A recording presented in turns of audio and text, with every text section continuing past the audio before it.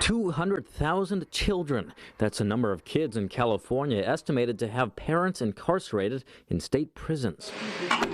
In 2019, the California Department of Corrections and Rehabilitation, or CDCR, released data showing only 25% of people incarcerated in the state are placed in institutions within 100 miles of their home. The conclusion from that report: the farther prisoners are from home, the fewer visitors they receive. But now a new bill the governor signed this week will require the state to place incarcerated parents or legal guardians of children under the age of 18 in the correctional facility closest to the child's home. This will make a huge difference for families. San Francisco Democratic Assembly member Matt Haney authored the legislation. He points out it received unanimous support from Republicans and Democrats alike. This will impact hundreds of thousands of kids.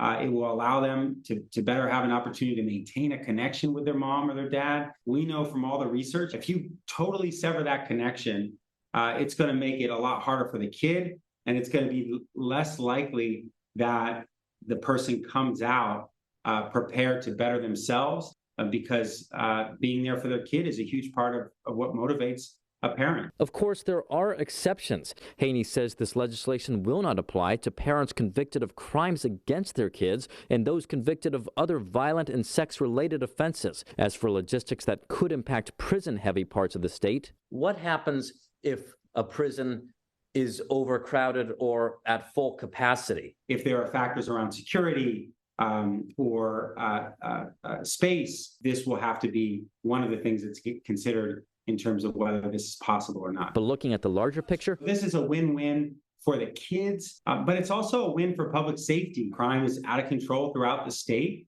and when people go into prison, we need to make sure they come out better than they went in. We need to make sure that they're rehabilitated and leave criminal activity altogether, have hope and a connection with their loved ones. And for most people, that's their kids. And the legislation officially goes into effect New Year's Day 2024. Reporting from the state capitol, covering local news that matters, Eitan Wallace, Fox 40 News.